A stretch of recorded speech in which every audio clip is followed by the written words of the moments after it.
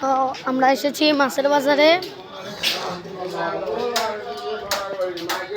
তো আমরা 2 থেকে 3 কেজির মধ্যে একটা আজকে মাছ কিনবো। রংপুর মাছের বাজার। কত পদের মাছ থাকে? বড় মাছ কি মাছ নেবেন? বড় ব্যারিকেড এক পদের আছে, আরো রুই বড় বাইক করে দেখি। রুই নেবেন না ব্যারিকেড নেবেন?